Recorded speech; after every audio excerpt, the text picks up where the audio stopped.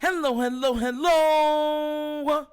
You're tuning into another episode of The Wunderkind Show. Today's second topic, O-line, O-line, and O-line. Look, I'm actually laughing about this topic because we've talked about the Ravens O-line to great extent on this channel. We have. We've covered, where our weaknesses were, where our strengths are, and who needs to get better. We've covered all those stuff. But today, I was actually in a space on Twitter and with my guy Sosa. If you like,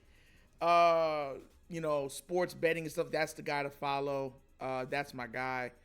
But we were in a space with him. We were talking about the absolute putrid play across the entire league about O-lines. And we're not just talking about the Ravens. We're talking about across the entire league. O-line play has been visibly at an all-time low.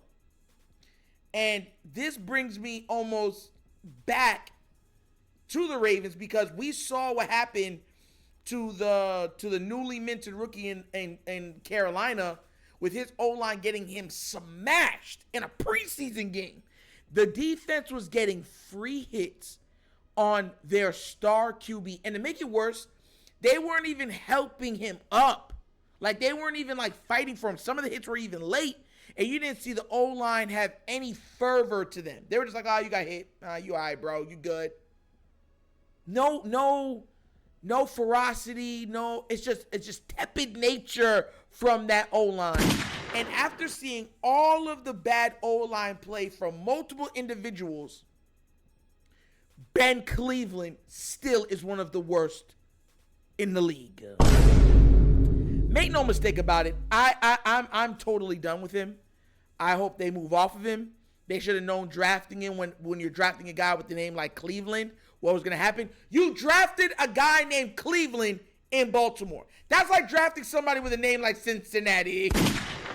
You know what I mean? You can't even get mad at me and say, oh, Nitro, that's not the way it goes. Would a Steeler front office draft a player whose last name is Baltimore? Charlie Baltimore. What do you play for? The Pittsburgh Steelers. It's not happening. You have see. I keep trying to tell the Ravens sometimes, man. Sometimes you just gotta understand that you don't mess with the feng shui of how things go. But being real, like all jokes aside, he has been putrid. He has looked like an interior blocker.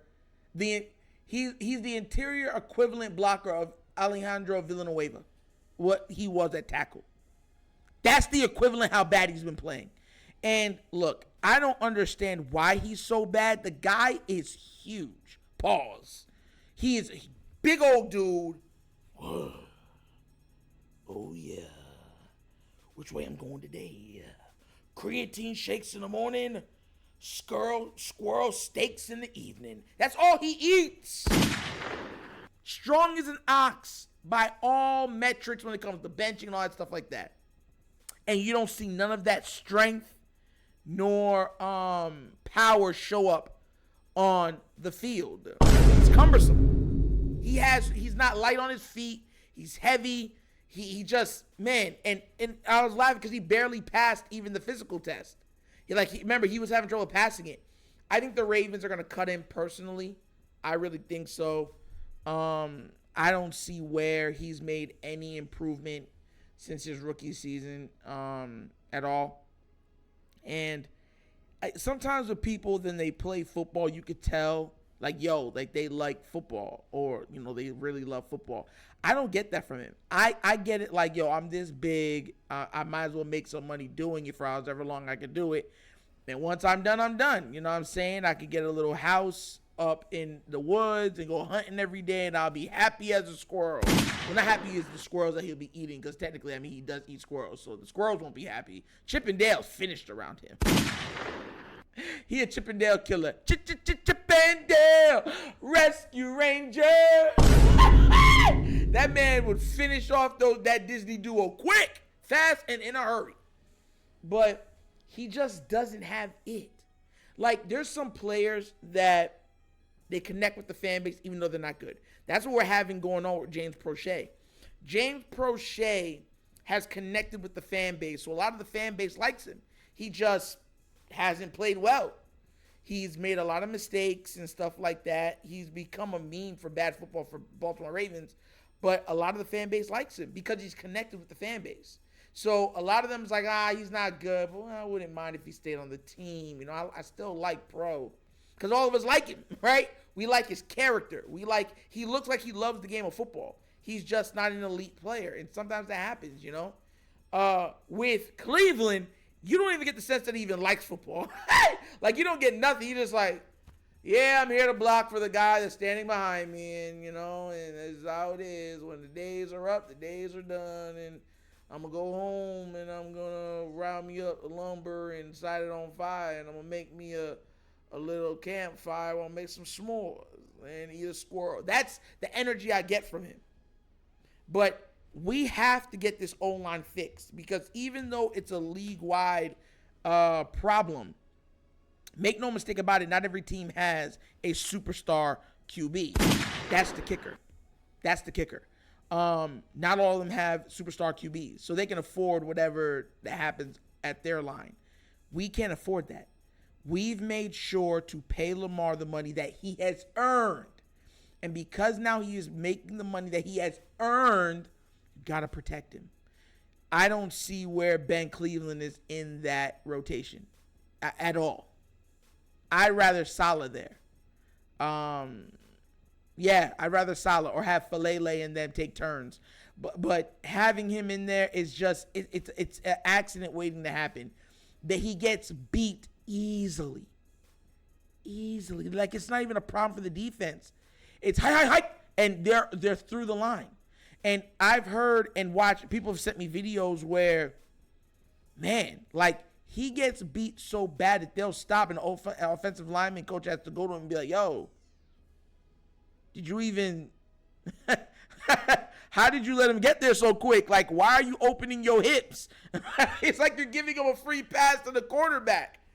So, you know, but it is something to watch because, like I said, this is a league-wide problem. The offensive line play is dipped. And I think that's also, too, because offensive linemen, it's not like it was before. The league is going more and more into pass-heavy concepts. So these guys have to be able to hold up in pass pro. Before, you can hide bad O-line play by running the ball or a lot of play action and stuff like that. And these guys are going 5 wide, 4 wide. You got to be able to stand up and stop your mans. You know what I mean? And that's where you're seeing a lot of them lack. You know what I mean? Because these D linemen are coming in ready to absolutely maul your passer. They're coming in ready to go. A lot of these D ends and stuff like that, they're more athletic, they're quicker, they're faster, they're stronger, and they're getting around that edge, bending a table this way to get to that quarterback. And think about it. A lot of the interior linemen have been crazy strong. We're not just talking about the guy up there at the Rams, you know what I'm saying, future Hall of Famer. You know, we're not even talking about him. We're just talking about the interior linemen across the league has been monsters lately. So, you know, the line has to be able to stand up. And if not, we're going to have a long season. You know, and we were talking about that. I was sitting watching the game because y'all know I was doing a live, and I was sitting there like, bro, what are you doing? But then to put it in context, I watched the Carolina game, and I was like, whoo, wait, hey, we're bad, but man, there's levels to it. So as a group, I don't think we're the worst, but we have some of the worst players individually on this line, and Cleveland, I think, leads that. I think we need to get rid of him, and I think we need to move past him. I think it's long past due. He's had his time. You know, I don't wish any man not to make money, but I hope he makes money on another team. Not here, because it's just not for him. He's not even super great in run blocking. As big as he is. You would think, oh, well, fine, he's not a good pass pro. Maybe he's just good at run. He's not even that good at run blocking. So he's not that good at run blocking, and he's absolutely putrid in pass pro. What are we doing? Get rid of him. Hey, yo, let him go be a Steeler. Let him go be wolf in sheep's clothing like it was for Villanueva on our team. Yeah, let's switch shoes. Give him to the Steelers. Matter of fact, give him to the Bengals. Joey B, I know you need all the help you can get, bro. Here, go take this guy named Cleveland. You can have, he'll tell you right now. What do you call him after that? Remember we were trying to change his name from Ben Cleveland to Ben Baltimore? He'll be Ben Cincinnati. Dead serious with you, bro. Dead serious. They can take him. Have him. You can have 2 former Ravens on that squad. Good luck with it. You know what I'm saying? But tell me what you think in the comment section. Do you think it's time for us to move off Ben Cleveland? He's played his last snap. Or do you feel like we should give him more rope? Let me know down in the comment section what you think. Because I think he's done. You know what I mean? But hey, we'll see where we're at. But that's an episode of The Wunderkind Show. Thank you for watching. And now we get down. We have fun and we laugh. But everything we talk about rooted in what? Facts and truth. Please do remember, like, subscribe, hit the notification bell, leave a comment. Please. You know I love the comments. And do not forget to check out The Wunderkind Show's new Patreon. 3 tiers. It's amazing. Discord, fantasy football, sweepstakes for merch. It's an amazing package. And like I said, there's 3 tiers. Check it out. Tell me what you think. All right? You can find that in the main vid and in the description of every video that we do. And also, if you want to donate to the channel to help with new equipment and stuff like that, bottom of the screen, QR codes to a Cash App. Cash App located in the description of every video that we do. And the name of it is $, The Wunderkind Show. Really easy. Once again, this is The Wunderkind Show. The show's not just signing off. And as always, you guys know my slogan. Peace. And I am out of here. Yerp.